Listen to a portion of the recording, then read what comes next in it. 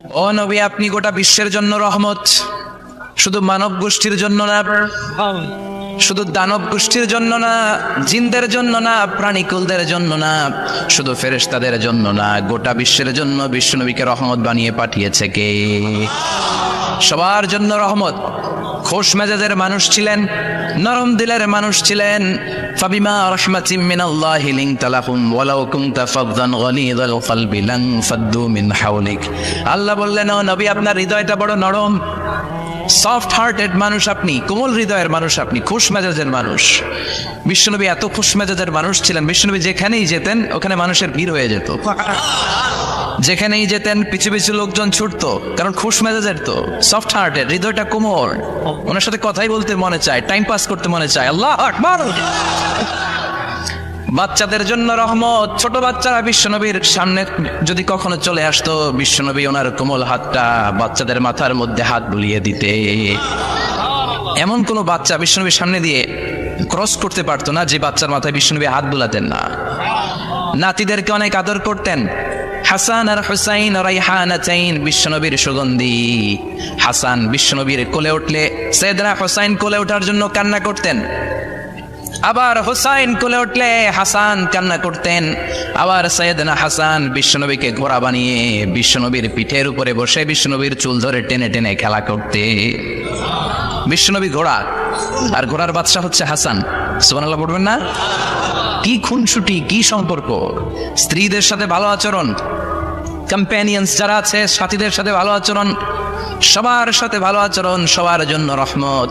এজন্য আল্লাহ বললেন, ওয়ামা আরসালনাকা ইল্লা রাহমাতান লিল আলামিন। I have sent you as a mercy for the entire universe. ও নবী, আপনি সবার জন্য রহমত, আপনি সবার জন্য কল্যাণ। আপনার মধ্যে রহমতের বাড়িধারা এত বেশি, আপনি হ্যাঁ বললে শরীয়তের হুকুম হালাল হয়ে যায়, আপনি না বললে শরীয়তের হুকুম হারাম হয়ে যায়। আবার আপনি আঙ্গুল তুললে চাঁদ দুই ভাগ হয়ে যায়, জমিন থেকে পা তুললে আপনি আকাশে মেরাজে চলে যান। কি স্ট্যাটাস! কুড ইউ ইমাজিন কি স্ট্যাটাস আল্লাহ ওনাকে দিয়েছে? উনি হ্যাঁ বললে এটা হালাল, কারণ কোনটা হালাল কোনটা হারাম এটা ওনার কাছ থেকে জেনেছে। উনি যদি বলে ইয়েস, করতে পারবেন আপনারা, হালাল, কোটি কোটি মানুষের জন্য পারমিসিবল, লিগ্যাল। উনি যদি বলেন নো, আমাদের সবার জন্য এটা হারাম, কোটি কোটি মানুষ আর করতে পারবো না। কোল তুলেছেন, চাঁদ দুই ভাগ হয়েছে, পা তুলেছেন, মেরাজে চলে গিয়েছে। আল্লাহু আকবার। তার মানে এমন নবী যে নবীর হা এবং না এগুলো শরীয়তের দলিল, ঠিক কিনা? এ নবী এমন নবী, এ নবীরে বাদ দিলে কোরআন বোঝা যায় না, এ নবীরে বাদ দিলে হাদিস বোঝা যায় না, এ নবীরে বাদ দিলে নামাজ বোঝা যায় না, ঠিক কিনা?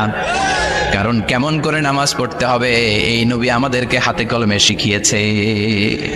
সাল্লু কামা রাআইতুমুনি উসাল্লি, আমি যেমনি সালাত পড়ি তেমনি পড়ো।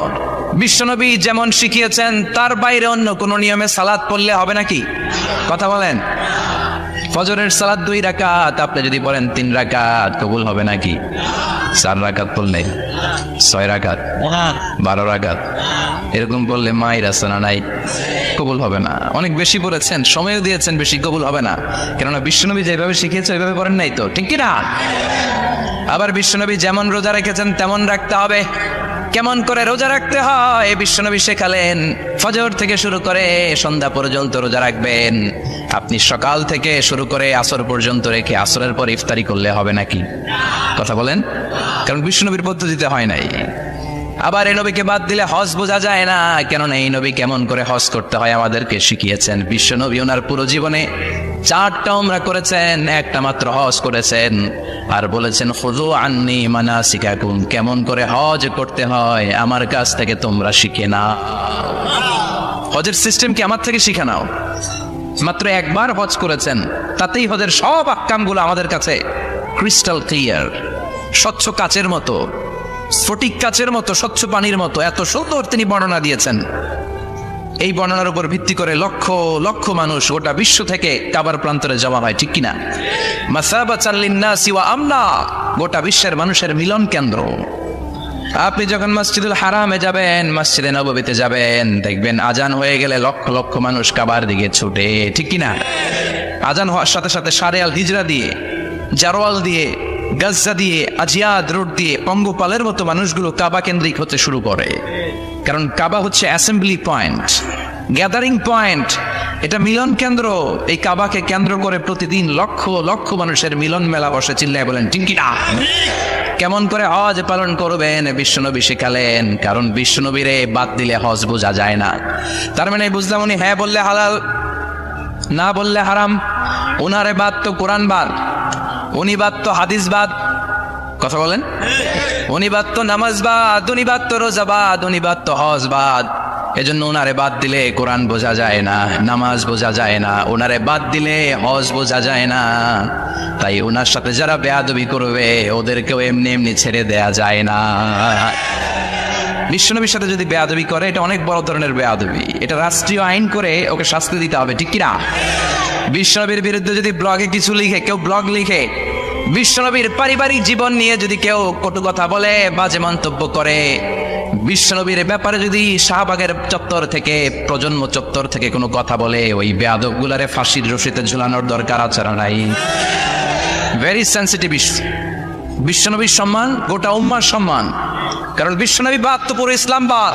এজন্য আমার নবীর বিরুদ্ধে কথা বললে ওর সাথে আমাদের কোনো কথা নাই। চিল্লায় বলেন ঠিক কিনা? এই সেন্সিটিভ ইস্যুতে আমরা সবাই এক।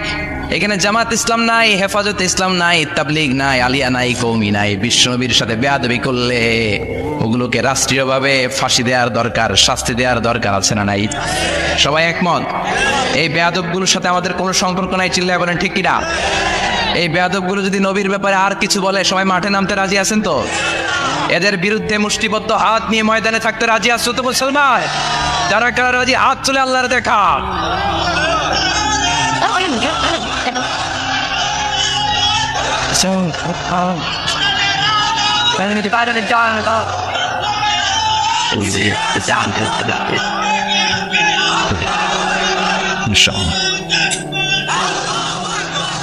আল্লাহ তুমি কবুল করো।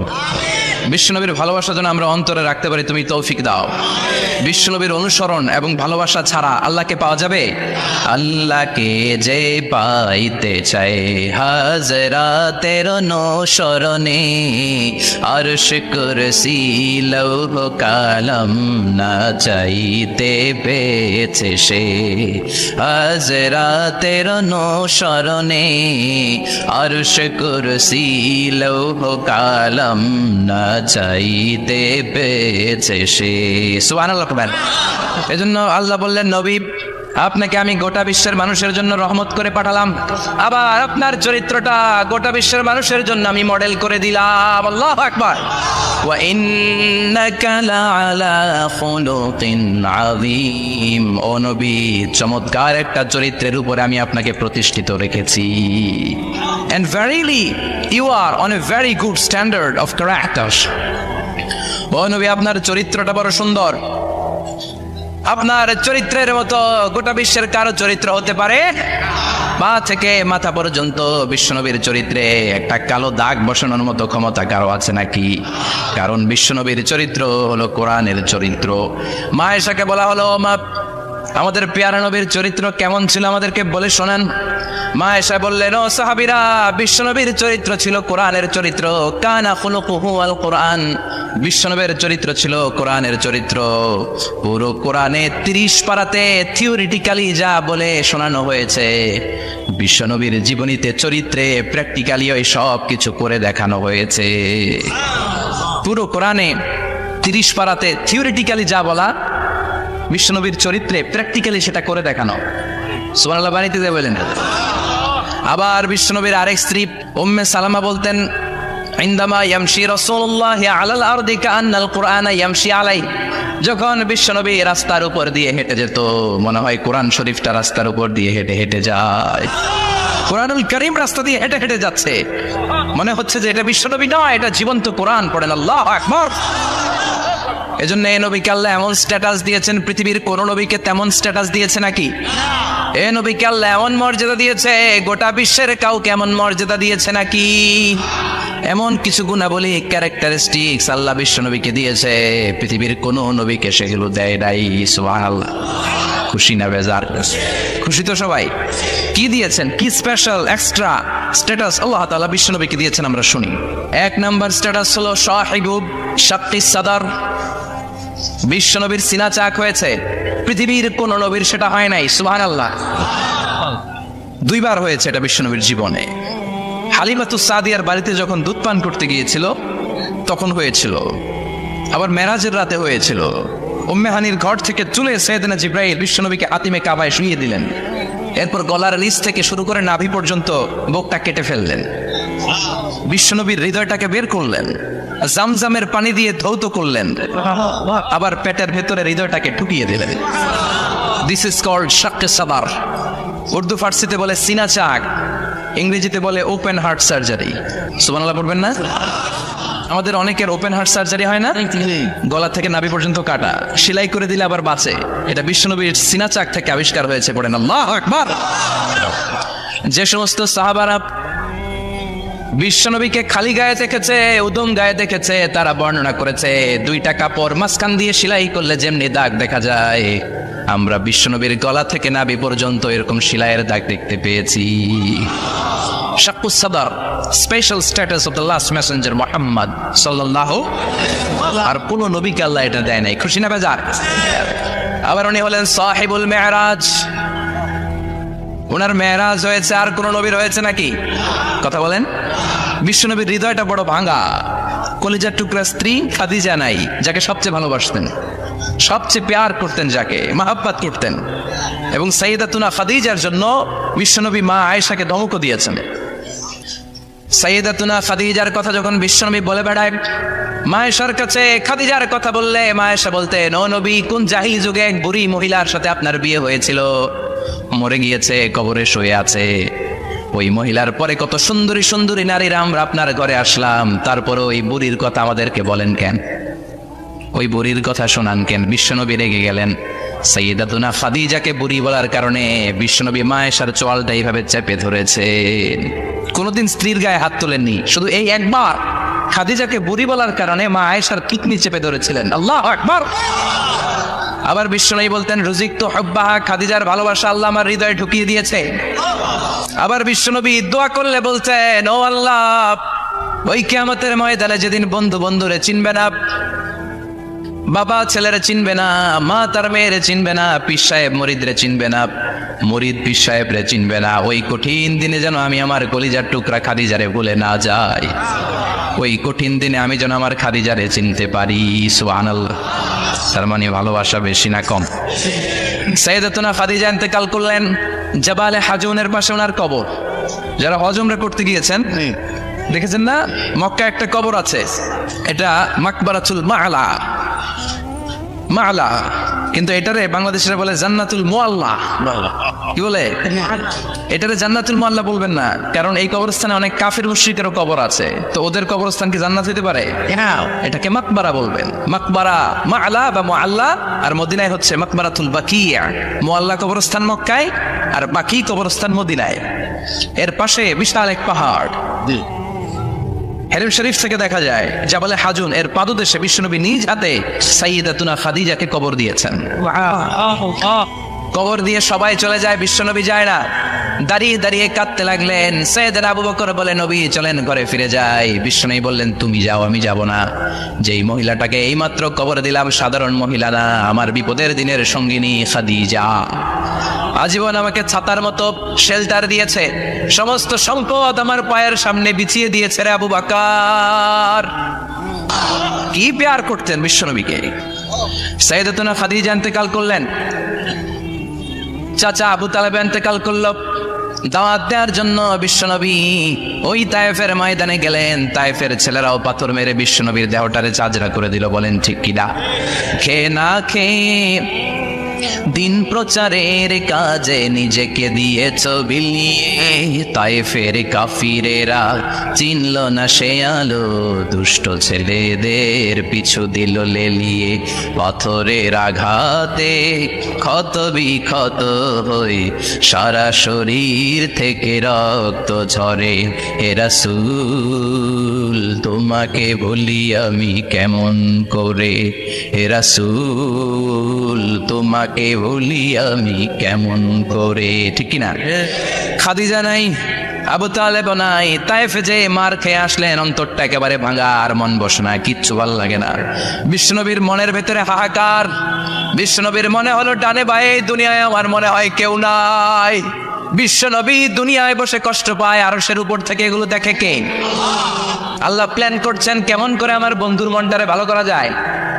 বিশ্বনবীকে স্পেশাল সারপ্রাইজ দেওয়ার জন্য আল্লাহ প্ল্যান করলেন। জিব্রাইল ডেকে বললেন, ও জিব্রাইল, আমার পেয়ারা নবীকে স্পেশাল সারপ্রাইজ দিব, কিন্তু এই সারপ্রাইজের গিফটটা তোমার হাত দিয়ে আমি দিতে চাই না, তুমি দিয়ে আসলে হবে না। আমার পেয়ারা নবীকে দুনিয়া থেকে টান দিয়ে আমার আরশের উপরে নিয়ে আসো। সাহিবুল মিরাজ, যেই নবীর মেরাজ হয়েছে আর কোন নবীর হয় নাই। এই মেরাজ করতে যে কত কাণ্ড, কত প্ল্যান প্রোগ্রাম আল্লাহর। টাইমের স্পিডকে আল্লাহ থামিয়ে দিলেন। মক্কা থেকে উঠিয়ে বিশ্বনবীকে এক মরুভূমিতে রাখা হলো রাতে।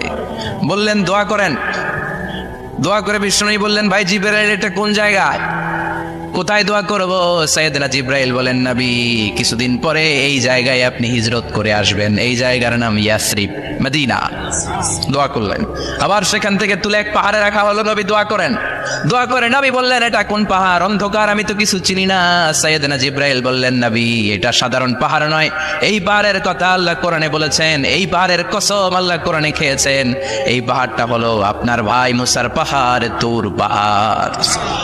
তুর পাহাড়ে তিনি দোয়া করলেন। কত কিছু করে বিশ্বনবীকে আল্লাহর আরশে নিয়ে যাওয়া হলো। সাহিবুল মিরাজ। বিশ্বনবী ছাড়া আর কোন নবীর কি এরকম মেরাজ হয়েছে? সবাই বলেন হয়েছে। এরপর উনি হলেন সাহিবুল শাফা, শাফাতের মালিক। বিশ্বনবী ছাড়া কিয়ামতের ময়দানে কেউ আমাদের জন্য সুপারিশ করতে পারবে? পাগল হয়ে যাব আমরা। সূর্যটা মাথার কাছে, ক্ষুধায় তৃষ্ণায় জিহ্বাটা কুকুরের মতো বের হয়ে চলতে থাকবে। মাথার মগজগুলো গলে গলে নাকের ছিদ্র দিয়ে কানের ছিদ্র দিয়ে বেয়ে বেয়ে পড়তে থাকবে। বাবা ছেলের দেখলে দিবে দৌড়, বলবে চিনি না, ইয়া নাফসি আল্লাহ আমারে বাঁচাও। ঠিক কিনা? পীর সাহেব মুরিদ রে বলবে চিনি না, মুরিদ পীর সাহেব রে বলবে চিনি না, ভাই ভাই রে চিনবে না। সব নবী আর সব উম্মতের একটাই জিকির, ইয়া নাফসি, ইয়া নাফসি। নবীও জিকির করে ইয়া নাফসি, উম্মতও জিকির করে। সবাই সাইয়েদনা আদম রে ধরবে, সাইয়েদনা আদম বলবে আমি পারবো না।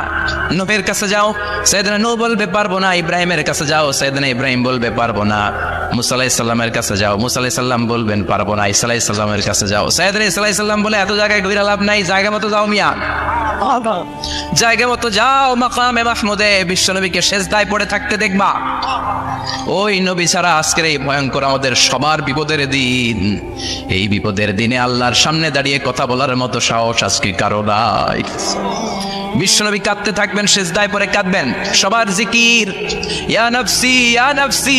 বিশ্বনবীর জিকির ইয়া উম্মতি। কাঁদতে কাঁদতে নবী আমার বেহুশ। সবাই বিশ্বনবীর চারদিকে দাঁড়িয়ে থাকবে গোল হয়ে। আমার নবী মাকামে মাহমুদে সিজদায় পড়ে থাকবে। বিশ্বনবীর কান্না দেখে আল্লাহর সহ্য হবে না। আল্লাহ বলবে না নবী ইরফা রাসাক, মাথা উঠান, আর সইতে পারি না। সাল তোতা, এবার চান, কি লাগবে আপনার সব দেব। ওয়াশফা তুশাফা, যার জন্য সুপারিশ করবেন তাকেই জান্নাত দিয়ে দেব। বিশ্বনবী বলেন লিকুল্লি নবীন দাওয়া মুস্তাজাবা। সব নবীর দুনিয়াতে একটা স্পেশাল দোয়া ছিল, এটাকে বলে দাওয়া মুস্তাজাবা। এই দোয়াটা করলেই কবুল করে নিয়েছে কে? আল্লাহ। সব নবীর ওই দোয়াটা দুনিয়াতেই করেছেন। শুধুমাত্র কেবলমাত্র বিশ্বনবী তার স্পেশাল দোয়াটা আজ পর্যন্ত এখন পর্যন্ত করে নাই। বিশ্বনবী বলেন ওয়া ইন্নী আফতাবিউ দাওয়াতি শাফাআতান লি উম্মতি ইয়াউমাল কিয়ামাহ। আমি আমার দোয়াটা, আমি আমার স্পেশাল সাপ্লিকেশনটা কিয়ামতের দিন কঠিন মুসিবতের কালে তোমরা যখন বিপদে পড়ে যাবা, আমার স্পেশাল দোয়াটা ওই দিন করে আমি তোমাদের সুপারিশ করে জান্নাতে পাঠায়া দেব। সাহিবুশ শাফা।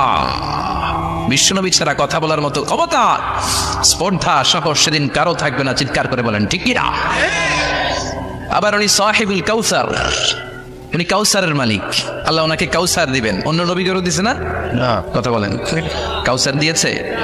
কি মজার পানি, আহলা মিনাল আসাল, মধুর চাইতো মিষ্টি, সুইটার দেন হানি, মধুর চাইতেও মিষ্টি, আব্রাদু মিনাস সালজ, বরফের চাইতেও ঠান্ডা, আবিয়াদু মিনাল লাবান, দুধের চাইতেও সাদা।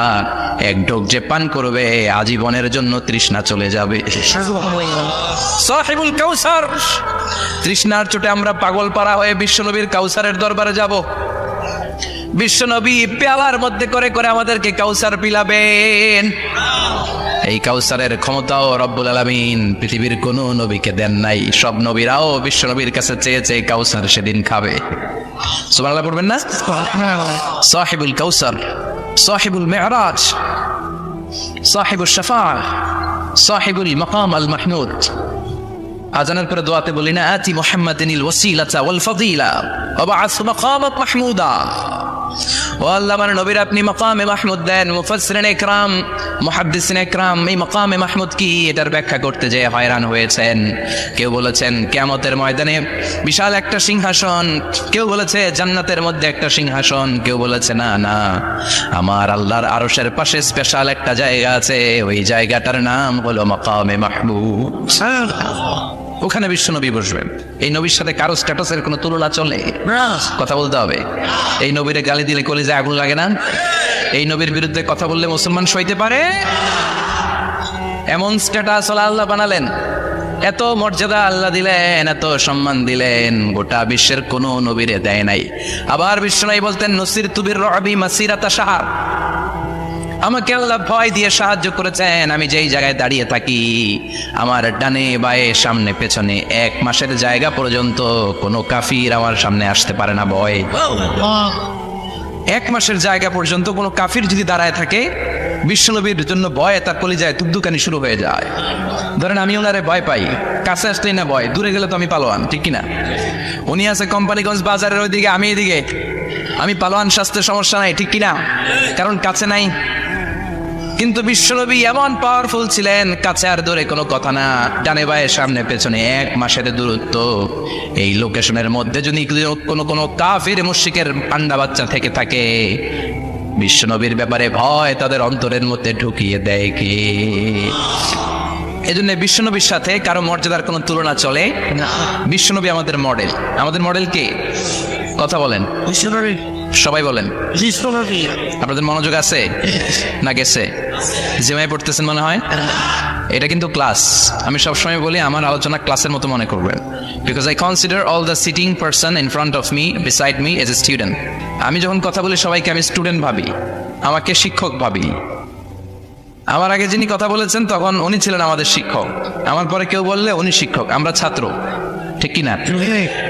কোরআনের ছাত্র হয়ে বাঁচলেও লাভ, মরলেও লাভ, ঠিক কিনা? হাতি মরলেও লাখ টাকা, ঠিক কিনা? কোরআনের স্টুডেন্ট বাঁচলেও লাভ, কোরআনের ছাত্র হয়ে মরলেও। এজন্য শেষ পর্যন্ত মনোযোগের সাথে কথাগুলো শুনতে হবে জীবন পরিবর্তন করার জন্য। রাজি আছেন তো? ঘুমায় ধরে নাই তো? কষ্ট হলে আমাকে জানাবেন। কষ্ট হচ্ছে না তো? তাকবীর পড়েন, লিল্লাহে তাকবীর, লিল্লাহে তাকবীর। বিশ্বনবী আমাদের মডেল, ঠিক কিনা? সবাই একমত?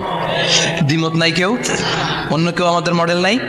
শাহরুখ খান, আমির খান, সালমান খান, কেউ আমাদের মডেল না। আমাদের মডেল হচ্ছে বিশ্বনবী, ঠিক কিনা? এজন্য আসুন বিশ্বনবীর জীবনী থেকে কিছু মেসেজ আমরা নেই, কিছু শিক্ষা আমরা নেই, যাতে করে জীবনটাকে এনলাইটেন করা যায়, আলোকিত করা যায়। আমরা এই মাহফিলগুলোতে এসেছি আলোকিত হতে, নাকি? আলোকিত মানুষ হয়ে ফিরে যাব। এসে কিছু স্লোগান দিব, হুজুরের চেহারা দেখবো, হুজুরের সাথে মুসাফা করার জন্য? No, no way. এগুলোর জন্য মাহফিল নয়। Consider this program as a class, as a seminar. স্পিকাররা আসবে, কোরআন সুন্নাহর আলোকে কথা বলবে, এগুলো আমরা শুনবো, নোট ডাউন করব, মানার চেষ্টা করব, ঠিক কিনা? মানতে রাজি আছেন তো? সবাই রাজি? সবাই? আল্লাহ তুমি কবুল কর। আজকে বিশ্বনবীর জীবনী থেকে 3টা কথা শুনবো। এই 3টা কথা শুনে মানার চেষ্টা করব, তারপর আমরা একসাথে বিদায় নিব। পড়েন ইনশাআল্লাহ। প্রথমে জানবো আমার নবী দেখতে কেমন ছিলেন। জানতে মনে চায় না? চাঁদের চেয়ে সুন্দর ছিলেন, ঠিক কিনা?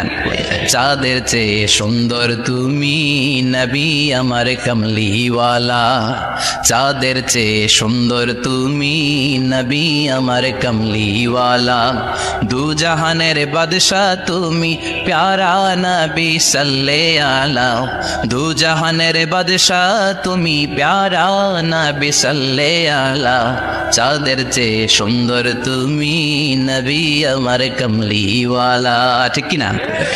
আমরা হাদিসের আলোকে দেখার চেষ্টা করবো আসলে তিনি কতটা সুন্দর ছিলেন। তাহলে প্রথমে শুনবো উনি দেখতে কেমন ছিলেন, তারপর শুনবো ওনার আচরণ কেমন ছিল। দেখতে কেমন ছিলেন মানে বাহিরটা কেমন, আর আচরণ মানে ভিতরটা কেমন, ঠিক কিনা? 3 নম্বরে আমরা শুনবো ওনার মেধা, বুদ্ধি, ইন্টেলেকচুয়াল ক্যাপাসিটি কেমন ছিল। কষ্ট হয়ে যাচ্ছে না তো? আলোচনা কঠিন মনে হচ্ছে? তাহলে প্রথমে শুনবো ফিজিক্যাল ক্যারেক্টারিস্টিক্স, তারপরে শুনবো বিহেভিয়ারিয়াল ক্যারেক্টারিস্টিক্স, এন্ড ফাইনালি আমরা শুনবো ইন্টেলেকচুয়াল ক্যারেক্টারিস্টিক্স। প্রথমে শুনবো দেখতে কেমন, তারপরে শুনবো আচরণ কেমন, এরপরে শুনবো বুদ্ধি কেমন। পড়ান ইনশাআল্লাহ। শুনতে রাজি আছেন তো? প্রথম পয়েন্টে আমরা শুনবো আমার নবী দেখতে কেমন ছিলেন। বিশ্বনবী ঈসা ইসলাম দেখতে অনেক সুঠামো একজন মানুষ ছিলেন, শক্তিশালী একজন পুরুষ ছিলেন, অসাধারণ একজন পার্সোনালিটি ছিলেন, ঠিক কিনা? উনি এত শক্তিশালী ছিলেন, বিশ্বনবী বলতেন আমার ডান হাতের ভেতরে আল্লাহ জান্নাতের 40 জনের শক্তি ঢুকিয়ে দিয়েছে। উনি মক্কার সবচেয়ে বড় কুস্তিগির রুকানাকে ধরে মাটিতে 3 বার আছাড় মেরেছেন। শক্তি বেশি না কম? সুবহানাল্লাহ পড়বেন না? যৌবনকে ধরে রাখতে হবে, ঠিক কিনা? কারণ যুবকরা যদি ভালো পথে চলে ভালো থাকবে বাংলাদেশ, যুবক যদি পথ হারায় হায় হায় করবে বাংলাদেশ, ঠিক কিনা? যুবকদের মধ্যে আছে প্রাণ ঢালা শক্তি আর উচ্ছ্বাস, তাদের গায়ের রক্ত গরম, তারা চাইলে অনেক কিছু করতে পারে। এই যে কিছুদিন আগে কোটা বিরোধী আন্দোলন হলো, নিরাপদ সড়ক চাই আন্দোলন হয়েছে না? আমি অবাক হয়েছে, আমি মালয়েশিয়াতে ছিলাম, ছোট্ট ছোট্ট ছেলে মেয়েরা কেমন করে রাস্তায় চলতে হয় দুঃখজনক হলেও সত্যি আমাদের পুলিশ পোশাকি বাহিনী করে দেখাইতে পারে নাই। ছোট্ট ছোট্ট শিশুরা আমাদেরকে লজ্জিত করেছে, চিৎকার করে বলেন ঠিক কিনা? কিন্তু এত সুন্দর ইনিশিয়েটিভ নেয়ার পরে আমাদের পক্ষ থেকে যে আচরণ পাওয়ার কথা ছিল এটা তারা পায় নাই। কথা বলেন। কিছুদিন আগে নোয়াখালী বিজ্ঞান ও প্রযুক্তি বিশ্ববিদ্যালয়ে আমি দেখে অবাক, সেখানকার যুবকরা ইনিশিয়েটিভ নিয়েছে যে হাজার হাজার ছেলে মেয়েরা ভর্তি পরীক্ষা দিতে আসবে, এদেরকে আমরা ফ্রিতে খাওয়াবো, ফ্রিতে থাকতে দেব। নোয়াখালী করে গালি দিয়েন না, আগে আগে মতো করে দেখান। অসাধারণ কাজ করেছে, গোটা বিশ্ব দেখেছে, ঠিক না? কুমিল্লার সন্তানরাও পারে, চট্টগ্রামের ছেলেরাও পারে, বরিশালের ছেলেরাও পারে। যুবকদেরকে শুধু এক হতে দেয়া দরকার। যুবকরা যদি এক হতে পারে তাহলে সমাজে আর কোনো অন্যায় অনাচার থাকতে পারে না। বিশ্বনবী যখন যুবক একটা সংগঠন করেছিলেন, নাম হালাফুল ফুদুল। হালাফুল ফুদুল করেছিলেন, ওনার বয়সের 15-20 বছরের সবাইকে এক প্ল্যাটফর্মে নিয়ে এসেছেন, হাতে হাত রেখে শপথ করেছেন, দে টুক অ্যান ওথ, কোনো টেন্ডারবাজি চলবে না, চাঁদাবাজি চলবে না, মাস্তানি চলবে না, ইফটিজিং চলবে না, মেয়েদের অন্য ধরে টানাটানি চলবে না, খাদ্যে ভেজাল চলবে না, ওজনে কম চলবে না, অন্যায়গুলো সমাজ থেকে দূর করে দিতে হবে। চিৎকার করে বলেন ঠিক কিনা? এজন্য যুবকরা যদি ইসলাম মানে ভালো থাকবে বাংলাদেশ, যুবকরা যদি কোরআন মানে নিরাপদে থাকবে আমার লাল সবুজের পতাকা। এজন্য যুবকদেরকে সংঘবদ্ধ হতে হবে, যুবকদের জন্য ইসলাম প্র্যাকটিস করার সুযোগ আমাদের জন্য বাড়াইতে হবে। এজন্য যুবক ভাইয়েরা অলওয়েজ কিপ ফিট, এক্সারসাইজ করবা, খেলাধুলা করবা, জিমনেশিয়ামে যাবা, কারণ আল মুমিন আল কবি খায়রুম মিনাল মুমিন আদ দাঈফ। বিশ্বনবী বলেছেন শক্তিশালী মুমিন দুর্বল মুমিনের চাইতে আল্লাহর কাছে অনেক বেশি প্রিয়। সুবহানাল্লাহ। কারণ আমরা যারা দুর্বল, জিহাদের ময়দানে আমরা এক দৌড় দিয়া বেহুশ, ঠিক কিনা? এই যে 71 সালে পাক হানাদার বাহিনীদের সাথে যুদ্ধ করছে কি বুড়া মানুষেরা না, আমার দামাল ছেলেরা, যুবক ভাইয়েরা। বিশ্বনবী সাল্লাল্লাহু আলাইহি ওয়াসাল্লাম অলওয়েজ ফিট থাকতেন। ওয়া কানা কাফফুহু আলিয়ানু মিনাদ দিবাজ। বিশ্বনবীর হাত, এই হাতের তালু রেশমের কাপড়ের চেয়ে বেশি সফট ছিল, সফটার দেন সিল্ক, সফটার দেন সিল্ক, সিল্কের চাইতে বেশি সফট। সিল্কের কাপড় ছিলেন না, জর্জেটের কাপড়, ধরতে কোমল লাগে, মোলায়েম লাগে। বিশ্বনবীর হাতের তালু এর চাইতে মোলায়েম। এই জন্য এই মোলায়েম হাত যদি কেউ মুসাফা করার সুযোগ পাইতো, কেউ আর হাত ছাড়তে চাইতো না। আর বিশ্বনবীর অভ্যাস ছিলেন, বিশ্বনবী কারোর সাথে মুসাফা করলে, যার সাথে মুসাফা করেছেন উনি হাত টেনে না নিলে বিশ্বনবী ওনার হাত টেনে নিতেন না। আল্লাহু আকবার পড়বেন না? কি অসাধারণ ব্যক্তিত্ব ছিল, হাতের তালু ছিল সফটার দেন সিল্ক। وكان ربعة من القوم ليس بالطويل ولا بالقصير। বিশ্বনবী দেখতে একজন মাঝারি গড়নের লোক ছিলেন, খুব লম্বাও না খুব খাটোও না। খুব বেশি লম্বাদেরকে ভালো লাগে? কথা বলেন। তাকাইতে গেলে টুপি পরে যাওয়ার সম্ভাবনা আছে। খুব খাটো যারা, এদেরকেও কিন্তু দেখতে অতটা ভালো লাগে না। বিশ্বনবী ছিলেন ব্যালেন্সড, মাঝারি ধরনের। লাইসা বিত তাবির ওয়ালা বিল কাসির। কিভাবে আল্লাহ চুজ করেছেন ওনার প্যারা হাবিবকে, পড়েন সুবহানাল্লাহ। ওয়া কানা আযহারাল লাউন, ফর্সা রঙের মানুষ ছিলেন, ব্রাইট কালার। কি কালার? Bright colour. সিভি যারা লিখেন কারিকুলাম ভিটা, ওইখানে স্কিন কালার লিখতে হয়। আপনি কি ফর্সা না কালো? কালো হলে ব্ল্যাক কালার, ফর্সা হলে ব্রাইট কালার। বিশ্বনবী ছিল ব্রাইট কালার, ফর্সা রঙের মানুষ। কতটা সুন্দর ছিলেন!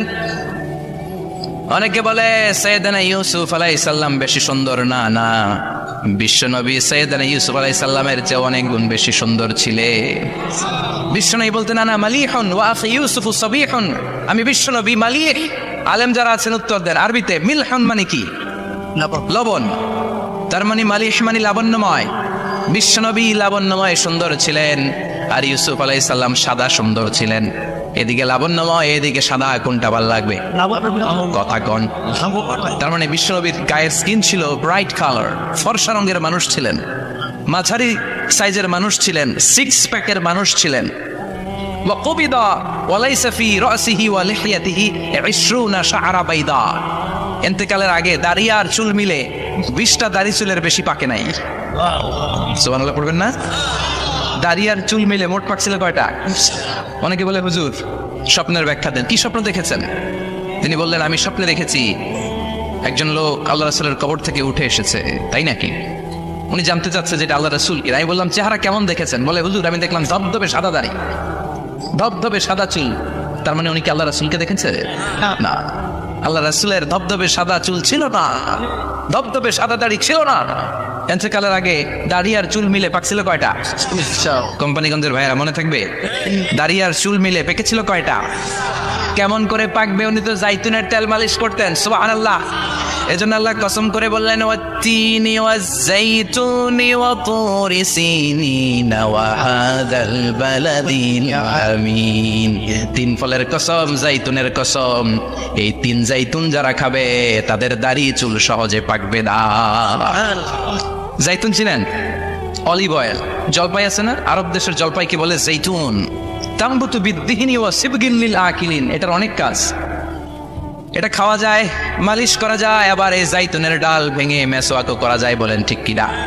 বিশ্বনবী বললেন নি'মা সিওয়াকিয়া জাইতুন।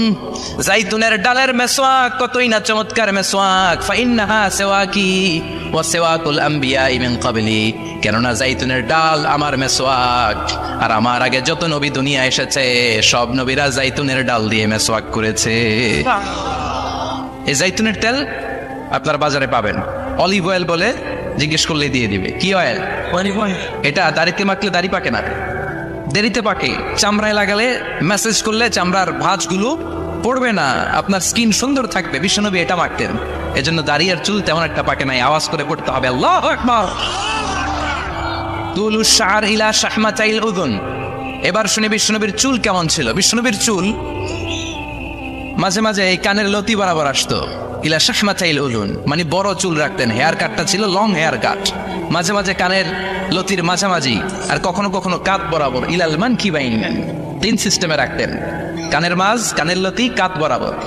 ইয়াংরা মহা খুশি যে বড় চুল রাখার দলিল পাইছি। সুন্নতের নিয়তে রাখতে হবে, একটা ভদ্র কাটিং হইতে হবে। আর ইউনিভার্সিটি আর স্কুলের স্টুডেন্ট হলে ইউনিভার্সিটির ড্রেস কোড, হেয়ার কাট মেনে চলতে হবে, ঠিক কিনা? আর সুন্নতের নিয়তে যদি রাখতে চাও একটা ভদ্রতা থাকতে হবে, একটা সৌন্দর্য থাকতে হবে। ইদানিং অনেক ছেলেরা খুব অদ্ভুত কাটিং দেয়, এই হেয়ার কাটগুলো নিষিদ্ধ। একটা হেয়ার কাট আছে কাযাহ, নাহা রাসূলুল্লাহ আনিল কাযাহ। বিশ্বনবী কাযাহ কাটিং দিতে নিষেধ করেছেন। কাযাহ মানে চুলের কিছু অংশ ট্রিম করে চামড়ার সাথে লাগানো, কিছু অংশ বড় বড়, এরকম আছে না নাই? এটারে আমি বলি ঘোড়া কাটিং। কি কাটিং? ঘোড়া কাটিং। ঘোড়ার মাথায় এরকম লম্বা চুল আছে না নাই? কেউ যদি এখানে থেকে থাকো মাইন্ড করো না, নেক্সট ডে আর এই হেয়ার কাট নিবা না, ঠিক কিনা? রাজি আছি তো? আমার যুবকরা পছন্দ করে বেশি, আমিও পছন্দ করি ওদেরকে খুব বেশি। ওরা আমার কথা বুঝে বেশি, আমিও ওদের হৃদয়ের কথা বুঝি বেশি, এজন্য এগুলো ভালোবেসে বলতো। যদি কেউ নিয়ে থাকো এই নিষিদ্ধ হেয়ার কাট সামনে আর নিবা না, ইনশাল্লাহ পড়ো আর জোরে ইনশাল্লাহ।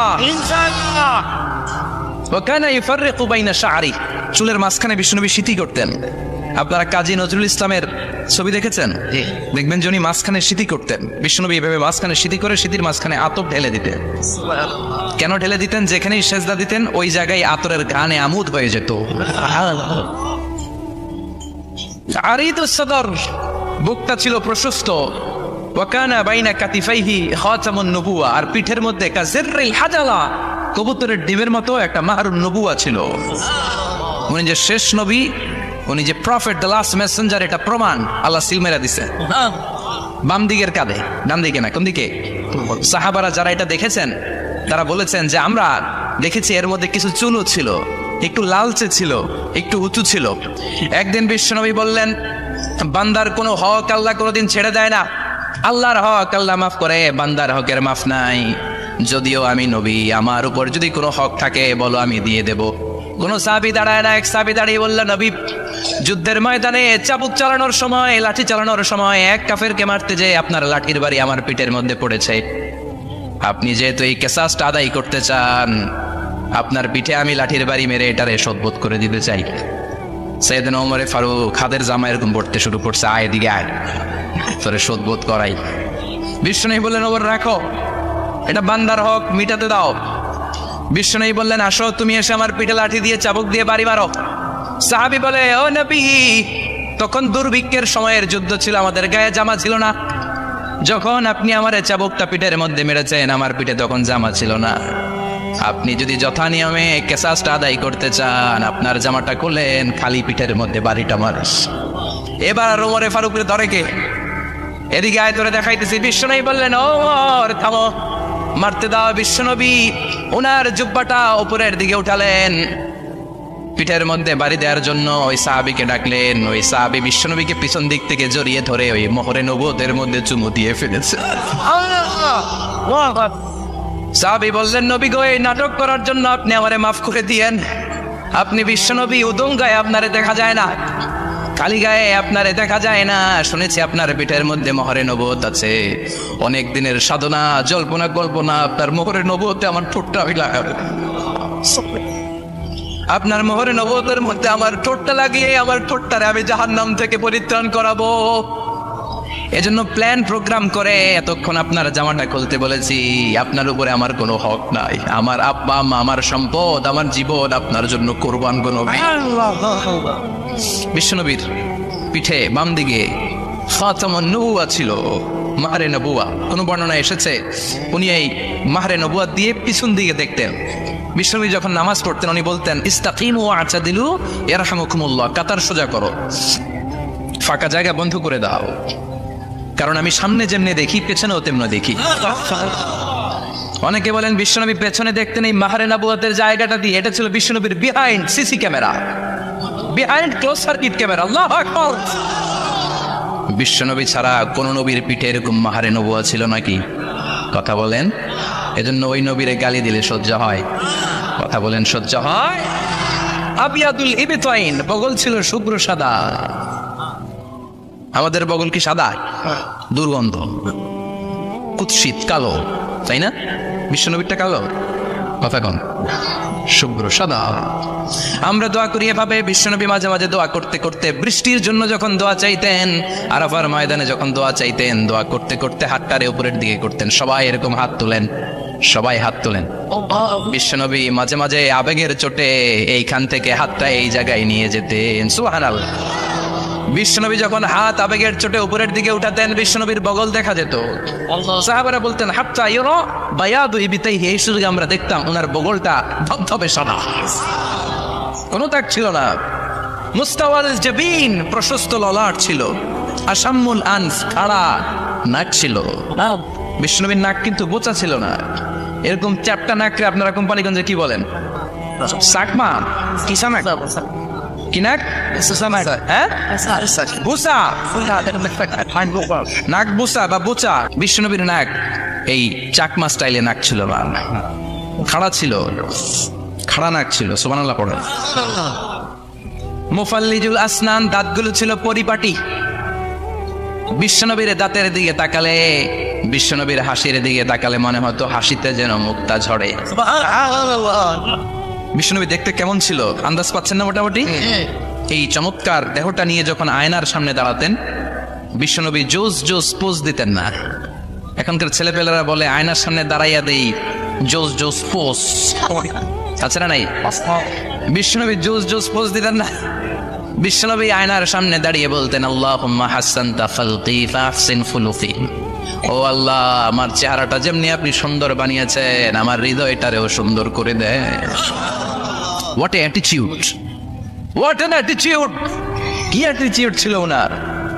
আমরা আয়নার সামনে সেজে পড়ে দাঁড়ালে চুলকে সাইজ করি, পাং করি, স্টাইল করে ডিজাইন করি। বিশ্বনবী সুন্দর চেহারাটা নিয়ে যখন আয়নার সামনে দাঁড়াতেন বলতেন, আল্লাহ, আমার চেহারাটা যেমনি সাদা, হৃদয়টারেও সাদা করে দেন। কিছু মানুষ আছে চেহারা সাদা, হৃদয় কালো, আছে না নাই? অনেক কিছু মানুষ আছে চেহারাটা কুচকুচে কালো, অন্তরটা সাদা, এমন মানুষও আছে না নাই? বিশ্বনবীর ভেতরও সাদা, বাহিরও সাদা। সুবহানাল্লাহ।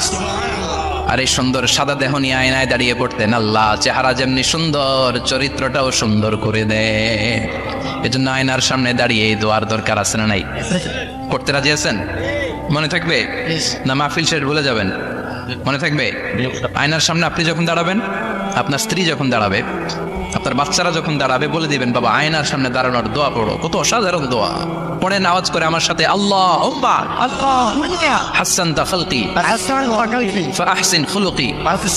আল্লাহুম্মা হাসানতা খালকি ফাহসিন খুলুকি।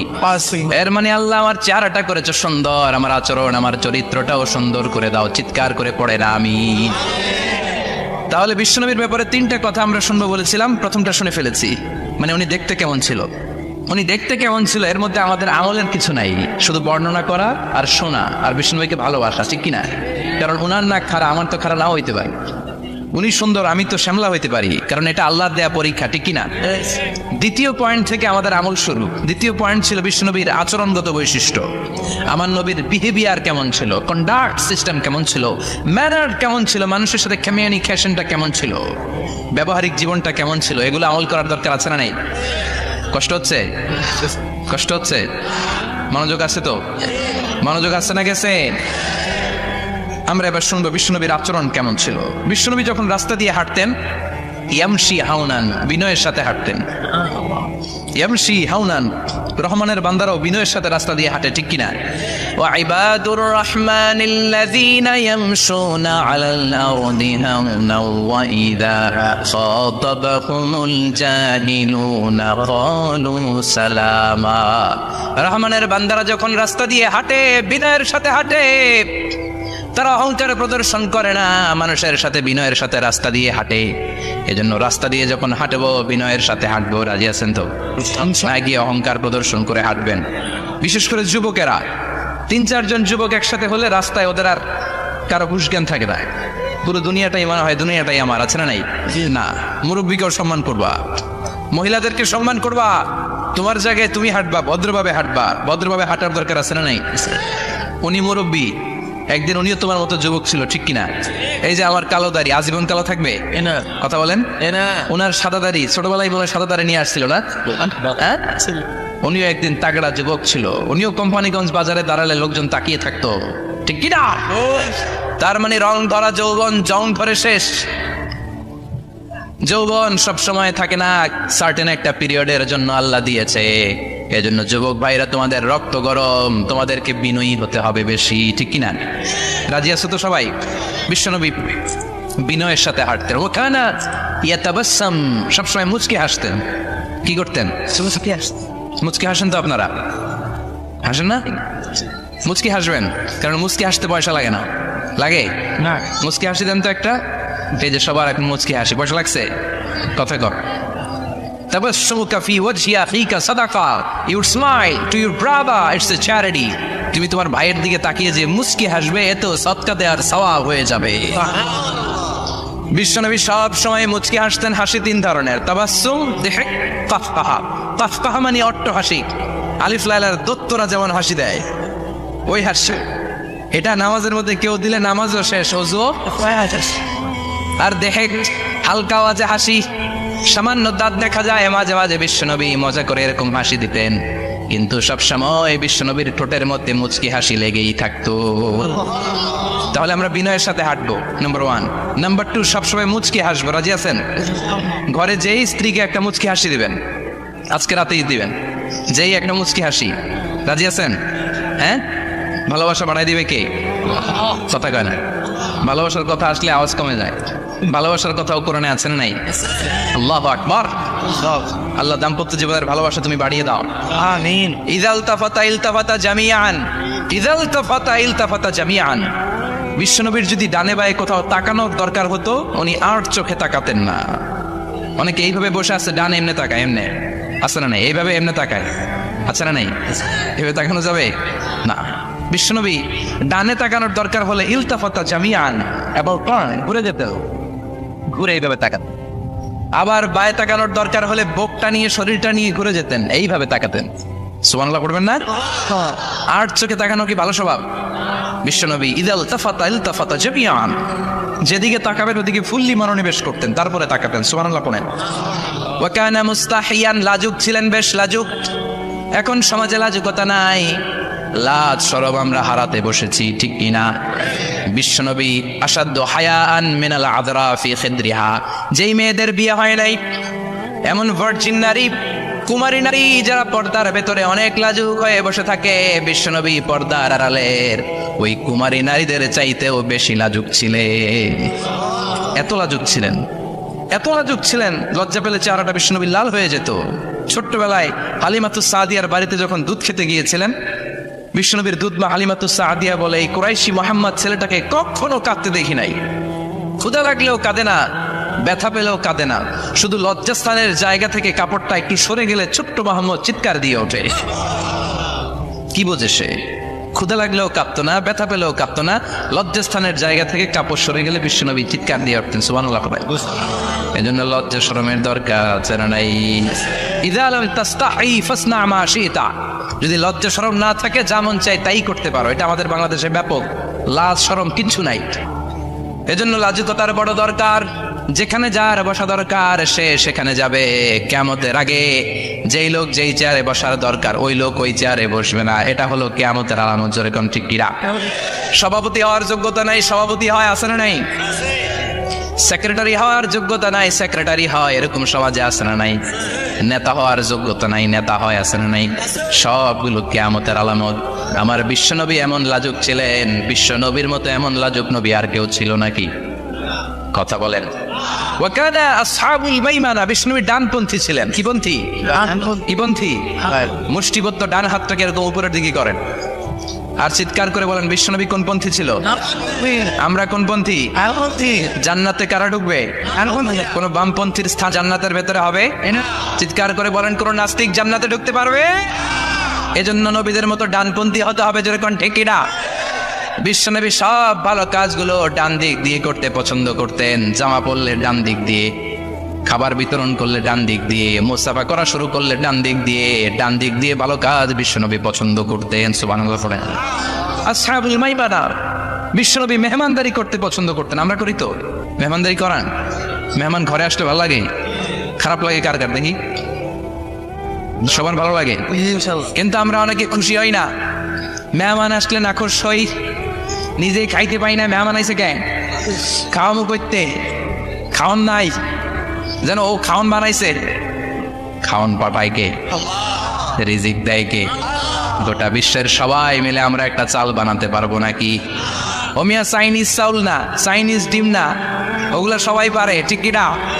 আল্লাহর বানানো ন্যাচারাল চাল, গাছের মধ্যে হওয়া যেই চাল, ধান আল্লাহ তৈরি করেছে। এরকম ধান, এরকম একটা পেয়ারা, এরকম ছোট্ট একটা কমলার টুকরা গোটা বিশ্বের সবাই মিলে বানাতে পারে নাকি? এজন্য রিজিকের মালিক কে? মেহমান আপনার রিজিকে ভাগ বসাতে আসে না, সে তো তার রিজিক নিয়ে আসে। সে আরো এসে আপনার রিজিকে বরকত ঢুকিয়ে দিয়ে যায়। চিল্লা এখন ঠিক কিনা? কারণ আমরা বরকতে বিশ্বাসী। বরকত বিশ্বাস করেন? 5 লাখ টাকা মাসে কামায়, ডাইন হাতে বা হাতে, আছে না নাই? হালাল হারাম ইচ্ছা মতো কামায়, মাস শেষে কিচ্ছু থাকে না, এরকম ডাকাইত আছে না নাই? হসপিটালের একটা বিল পরিশোধ করতে 3 লাখ চলে যায়, ঋণের বোঝায় জর্জরিত, রাতে ঘুম নাই, তার মানে বরকত নাই। আরেকজনের বেতন 20,000, কয় হাজার? বাড়ি ভাড়া 6,000, বাজার খরচ 6,000, ছেলে মেয়ের স্কুলের বেতন 6,000, বেড়ায় দান করে আরো 1,000, আরো থাকে। সুবহানাল্লাহ পড়েন। দিস ইজ কল্ড বারাকা। 20,000 বেতনের ভেতরে বারাকা ছিল, 5 লক্ষ ইনকাম, 1 টাকাও নাই, ঠিক কি না? এজন্য কোটি টাকার মালিক দেখলে মনে করবেন না অনেক সুখ। এই দুনিয়ার জীবনটা ধোঁকা, মহাচ্ছন্ন হয়ে আছি আমরা, এটা ধোঁকা, এটা মরিচিকা, এটা চাকচিক্যময় একটা জায়গা। মৃত্যুর পর মনে হবে একটা দুঃস্বপ্ন ঘটেছিল আমার, বিশাল এক জগৎ পড়ে আছে সামনে। দুনিয়াটাই ধোঁকা, দুনিয়াটাই মোহের জায়গা, আমরা সবাই মহাচ্ছন্ন হয়ে আছি। দুনিয়ার উদাহরণ হলো 3টা লাশ আর 4টা স্বর্ণের টুকরার সমান। 3জন যুবক কাজের জন্য বেরিয়েছে, প্রতিমধ্যে 4টা স্বর্ণের টুকরা পেয়েছে। যুবক কয়টা? স্বর্ণ পাইছে কয়টা?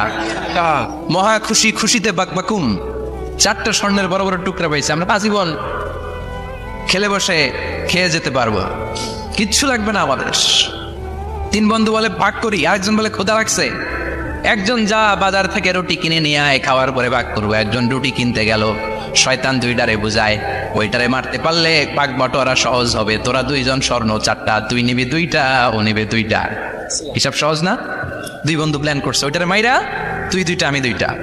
যেটা রুটি আনতে গেছে প্ল্যান করেছে, রুটির মধ্যে বিষ মিশায় নেই, কি মিশাবো? বিষ। তাহলে বিষ খাওয়া রুটি খেয়ে ওই 2টা সে সব পাবে, আমি পাবো, ভাগাভাগির কিছু নাই, সব যাবে আমার কাছে। 4টা স্বর্ণের টুকরার মালিক আমি। রুটির মধ্যে বিষ মেখে নিয়ে এসেছে, ওই 2 বন্ধু প্ল্যান অনুযায়ী ওইটারে ধরে মেরে ফেলছে। এবার মহা খুশি, এক বন্ধু কয় এবার তো ভাগ বটর আর কিছু নাই, তুই 2টা, আমি 2টা, আগে খাইয়া লইস। আগে খাওয়ার পরে এই 2টাও নাই। 3টা লাশ, 4টা স্বর্ণের টুকরা, এটাই তো দুনিয়ার জীবন, ঠিক কিনা? আসল জীবন কবর থেকে শুরু হবে, কোন ঠিক কিনা? একদিন মাটির ভেতরে হবে ঘরে মন আমার, কেন বাঁধো দালান ঘরে মন আমার, কেন বাঁধো দালান ঘর, ঠিক কিনা? দুনিয়ার জীবন আসল জীবন না, এটা মরিচিকা, এটা ধোঁকা, এটা মোহ, এটা শয়তানের চাকচিক্য। আসল জীবন কবরের জীবন, আসল জীবন সামনে পড়ে আছে, জন্য বরকতে বিশ্বাস করি আমরা, ঠিক কিনা?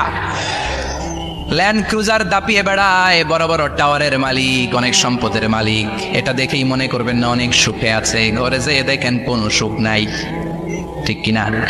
সাধারণত টাকা যার বেশি দুঃখ তার বেশি, টাকা যার কম সুখ তার বেশি। সুবহানাল্লাহ পড়ে। আল কানাআতু মিনাল ইসলাম। এজন্য আমার শ্রমিক ভাইয়েরা, আপনাদের 1 পা জান্নাতে এমনিই ঢুকে আছে। নামাজ পড়বেন, মা বাবার খেদমত করবেন, ইসলামের নিয়মগুলো মানবেন, 2য় পাটাও জান্নাতে ঢুকায় দিবে কে? আর যারা কোটি কোটি টাকার পাহাড় বানিয়েছে, ওদের হিসাবের ফিরিস্তি অনেক বড়। বিশাল বাড়ির মালিক, ল্যান্ড ক্রুজার চালায়, সাবরোলেট চালায়, পোরশে, ফারারে, ল্যাম্বরগিনি চালায়, আছে না নাই? ঘরে সুখ নাই, রাতে ঘুম নাই, টেনশন আর টেনশন, 4টা ট্যাবলেট খেয়ে আধা ঘন্টা ঘুমাতে পারে না, এরকম ধনী আছে না নাই? সব ধনীরা আবার এক পাল্লাই মাইপেন না। মাথার ঘাম পায়ে ফেলে যেই ধনী ব্যবসায়ীরা বড়লোক হয়েছে, ওদের ঘরে ঠিকই শান্তি আছে। তার মানে টাকা যার বেশি, অসুখ তার বেশি, কিচ্ছু খেতে পারে না। দেখবেন ধনীদের খাবারের ডায়েটে থাকে ভেজিটেবলস আইটেম, ঠিক কিনা? এমনি হজম হয় না, আবার ডাক্তারের কাছে গেলে বলে কিচ্ছু খাবেন না, খালি ঘাস খাবেন। কি খাবেন? মানে ভেজিটেবল খাবেন, সবজি খাবেন তো সুস্থ থাকবেন, আছে না নাই? ঘুম নাই, শান্তি নাই। এই যে কোম্পানিগঞ্জ বাজারের যারা কুলি মজুর শ্রমিক, এদের ঘুমে ঝামেলা আছে, কথা বলেন? ধনী পয়সাওয়ালা কোটিপতি, সে ঘুমের ট্যাবলেট খায়, ঘুমের জন্য যে ট্যাবলেট লাগে রিক্সাওয়ালা ওইটাই জানে না, ঠিক কিনা? 1000 কোটি টাকার মালিক হলে বাড়ি কিনা যায়, গাড়ি কিনা যায়, সুখ কিনা যায় না। কোম্পানিগঞ্জ বাজারে সুখ বিক্রি হয় এমন দোকান আছে নাকি? কথা কন, একটাও নেই। কি করলেন আপনারা? সুখের দোকান দিতে পারলেন না। কি আজীব তামাশা! টাকা দিয়ে সুখ কিনা যায় না, গাড়ি কিনা যায়, বাড়ি কিনা যায়, কিন্তু সুখ নো ওয়ে, কেনা যায় না। টাকা হলে জাজিম কিনা যায়, পালিশ কিনা যায়, ঘুম কিনা যায় না। ঘুম কিনা যায়? ফার্মেসিতে ডাক্তারের কাছে যে যদি বলেন 2000 টাকার ঘুম দেন, দিবে? ডাক্তার কি বলবে? দূর মিয়া, আমারই ঘুম আসে না, তোমারে আমি ঘুম বিক্রি করবো। আচ্ছা না নাই? শ্রমিক ভাই, রিক্সাওয়ালাদের ঘুমের ঝামেলা নাই, যেখানে রাইট ওইখানেই, যেখানে রাইট ওইখানেই কাই। ওর মাথা লাগতে দেরি বিছানায়, নাক ডাকতে দেরি হয়, ওর নাকের ডাকের আওয়াজে, ঠিক কিনা? এই জন্য আমরা বরকতে বিশ্বাসী। অল্প খাবো, অল্প পড়বো, অল্প জমাবো, অল্পের ভেতরে বরকত দিয়েছে কে? এজন্য মেহমান আসলে বিশ্বনবী খুশি হতেন, আমরাও মেহমান আসলে খুশি হব। রাজি আছি না নাই? সবাই রাজি? মেহমানদারি করাবেন তো? এরপরে বিশ্বনবী ইনসাফ করতেন। কি করতেন? ইনসাফ করতেন। বিচার করার সময় বিশ্বনবী ইনসাফ করতেন। গোটা বিশ্বকে ইনসাফ শিখিয়েছেন বিশ্বনবী। আমাদের দেশেও তো ইনসাফ হয় না? হাইকোর্টে, সুপ্রিম কোর্টে, গ্রাম্য সালিশে আছে, আছে। আহকামুল হাকিমিনের দরবারে সবগুলো বিচার আবার বসবে। চিল্লায় বলেন ঠিক কিনা? আমিয়া দুনিয়াতে বিচারপতি বিচারের রায় দেয়, ওই বিচারপতিরও বিচার আছে না নাই? সবচেয়ে বড় বিচারপতির নাম কি? বিশ্বনবী ইনসাফ করে গোটা বিশ্বকে দেখিয়ে গেলেন কেমন করে বিচার করতে হয়। বিশ্বনবীর কাছে কখনো বিচার আসলে বিশ্বনবী দুই পক্ষের কথা শুনে রায় দিতেন। পড়েন সুবহানাল্লাহ। সব সময় দুই পক্ষের কথা শুনে রায়। এখন কি দুই পক্ষকে সমান প্রিভিলেজ দেওয়া হয়? কথা বলেন। কারণ কোরআন দিয়ে বিচার হয় না। কোরআন দিয়ে বিচার হোক আমরা চাই কি চাই না? আমার সংসদ ভবনের ভেতরে কোরআনের আইন দিয়ে সংসদ ভবন কায়েম হোক আমরা চাই কি চাই না? সেনাবাহিনীর ভেতরে দরবার হলগুলোতে যখন আলোচনা বসে কোরআন মাঝখানে থাকবে, চিল্লায় বলেন ঠিক কিনা? দেশের সবগুলো ক্যান্টনমেন্টের ভেতরে কোরআন থাকার দরকার আছে না নেই? সবগুলো আদালতের ভেতরে কোরআন থাকার দরকার আছে না নেই? কোরআনের আইন অনুযায়ী আমার দেশের সব নিয়ম কারণ চলবে আমরা চাই কি চাই না? এই কোরআনের আইনের বিরুদ্ধে যদি কোনো আইন পাশ করা হয় আমরা ওই আইনের বিরুদ্ধে চিৎকার করে বলেন ঠিক কিনা? আমরা এই কোরআনের জন্য সব বাজি রাখতে রাজি আছি, আমরা জীবন বাজি রাখতে রাজি আছি, আমরা দেহের তাজা রক্ত বিলিয়ে দিতে রাজি আছি। জোরে বলেন ঠিক কিনা? কোরআনের জন্য কে কে ময়দানে থাকতে রাজি আছেন? হাত উঁচু করে আল্লাহর দেখা।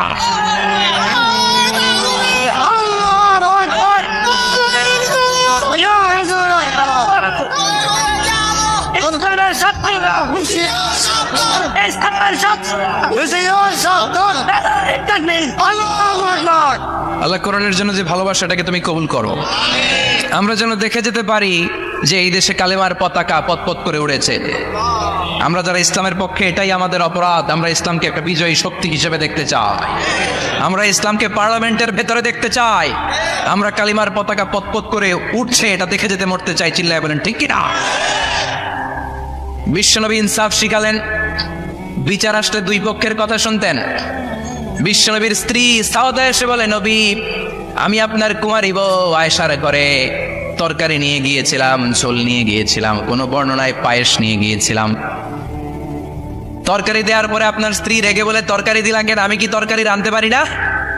আনলা কেন? রাগের চোটে তরকারির ঝোল নিয়ে পায়েস নিয়ে আমার গালের মধ্যে মাখিয়ে দিয়েছে আপনার বউ। আপনি তো শ্রেষ্ঠ বিচারক, নবী বিচার করে দেন। দুই বউয়ের মধ্যে ঝগড়া আছে না নাই? বিশ্বনবী সাউদার কথা শুনলেন, মা আয়েশাকে ডেকে পাঠালেন। মা আয়েশারে বললেন, ও আয়েশা আসলে এমনটা করেছো নাকি? মা আয়েশা বলে, নবী তখন আমার মেজাজটা বড্ড গরম ছিল, রাগের মাথায় ঝোল নিয়ে আমি সাউদার মুখে লাগিয়ে দিয়েছি, আসলে কাজটা ঠিক হয় নাই, আমারে ক্ষমা করেন। বিশ্বনবী দুইজনের কথা শুনে ঠান্ডা হয়ে বসলেন। সুবহানাল্লাহ। একজনের কথা শুনে রায় দেয় নাই, ঠিক কিনা? দুইজনের কথা শুনে বিশ্বনবী বললেন, আমার আদালতের রায় হচ্ছে কিসাস, টিট ফর ট্যাট। যেমন করেছো তেমন, ঘুষি মারলে ঘুষি, গুতা মারলে গুতা, ঠেলা মারলে ঠেলা, আছে না নাই?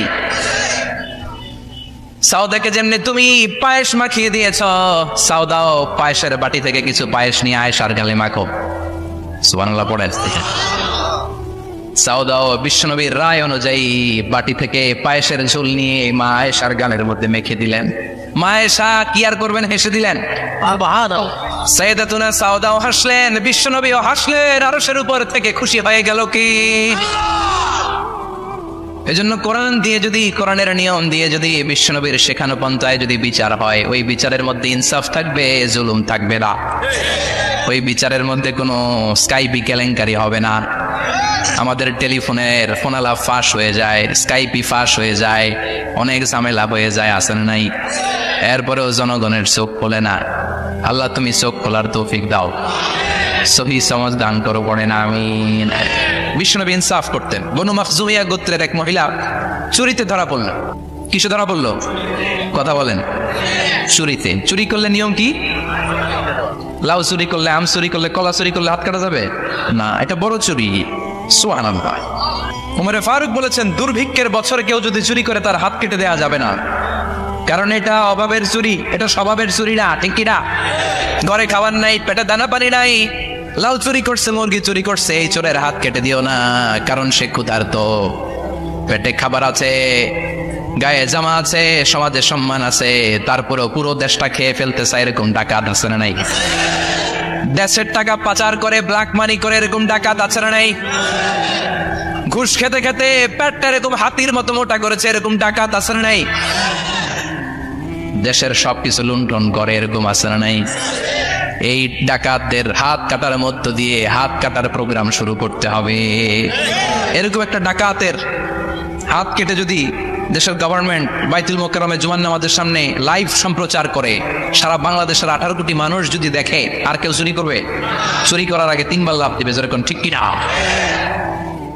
বনু মাখজুমিয়া গোত্রের এক নারী চুরিতে ধরা পড়ল।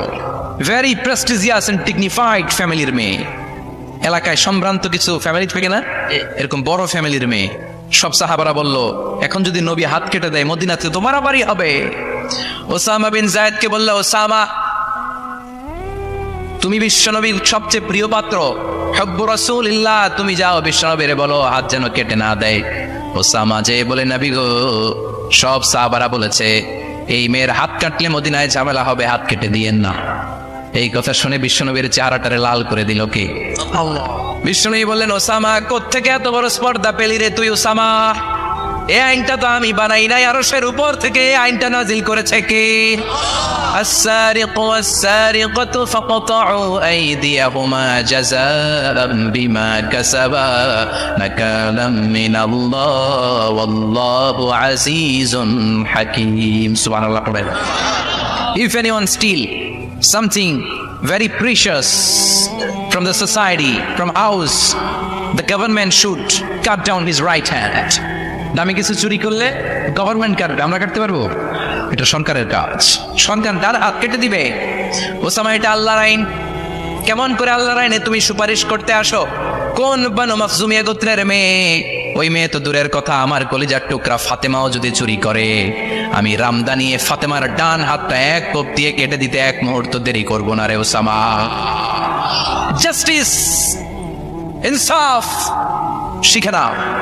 কেমন করে প্রতিষ্ঠা করেছে বিশ্বনবী, চিৎকার করে বলেন, ঠিক কিনা? এগুলো হচ্ছে বিশ্বনবীর অভ্যাস, আচরণ। বিশ্বনবী ধীরস্থির ভাবে কথা বলতেন, তাড়াহুড়ো করতেন না।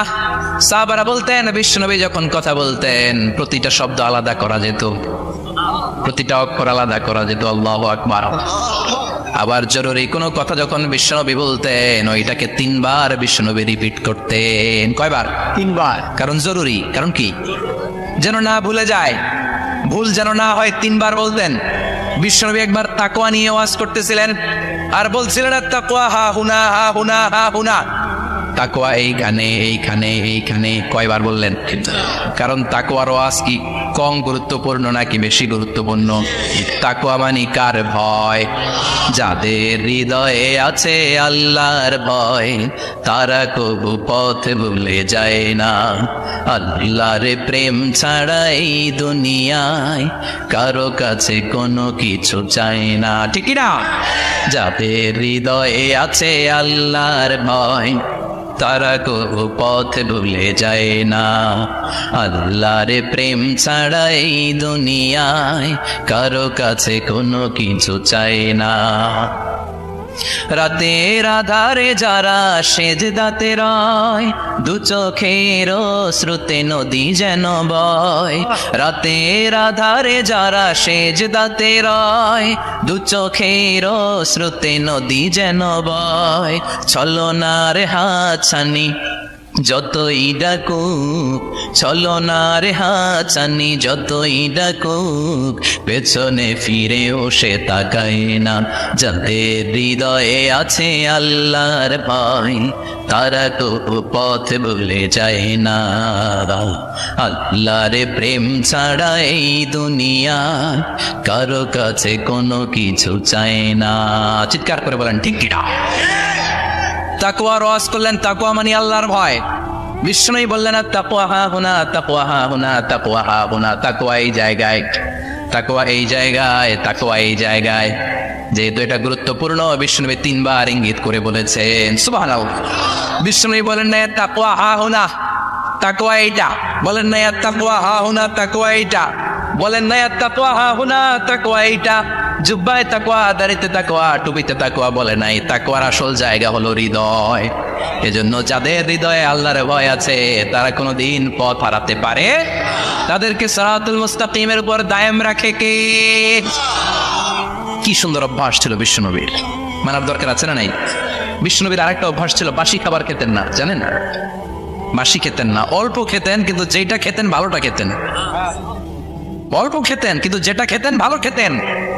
মধু খেতে পছন্দ করতেন, কিন্তু মধুর মধ্যে দুর্গন্ধওয়ালা একটা মধু আছে না, মাগাফির। বুখারীতে লম্বা ঘটনা, ওইদিকে যাব না। এই মাগাফিরের মধু উনি খেতে চাইতেন না। ভালো সুগন্ধিওয়ালা মধু তিনি বিশ্বনবী খেতে পছন্দ করতেন। বিশ্বনবীর খাবারের তালিকায় সবচেয়ে পছন্দনীয় তালিকায় ছিল এই মধু। মধু খেতেন, দুধ খেতেন, খেজুর খেতেন, জব খেতেন, বার্লি খেতেন, ছাগলের বাজুর মাংস খেতে পছন্দ করতেন, সিনার মাংস। সুবহানাল্লাহ কইবেন না? What a choice! কি চয়েস ছিল বিশ্বনবী! বাজুর মাংস খেতেন। বিশ্বনবী লাউ খেতে পছন্দ করতেন, লাউ। রুম্মান ফল খেতে পছন্দ করতেন, রুম্মান মানে ডালিম। রুম্মান মানে কি? ডালিম খেতে পছন্দ করতেন। মাশরুম খেতে পছন্দ করতেন। সুবহানাল্লাহ পড়েন। মাশরুমের স্যুপ পাওয়া যায় না রেস্টুরেন্টে? বিশ্বনবী বলতেন আল কামআতু মিনাল মান্নি ওয়া মাউহা শিফাউন লিল আইন। এই কামআ মানে মাশরুম, ব্যাঙের ছাতা, এটা হলো মান্না সালোয়ার মতো দামি খাবার। আর এই মাশরুমের স্যুপ চোখের জন্য মহৌষধ।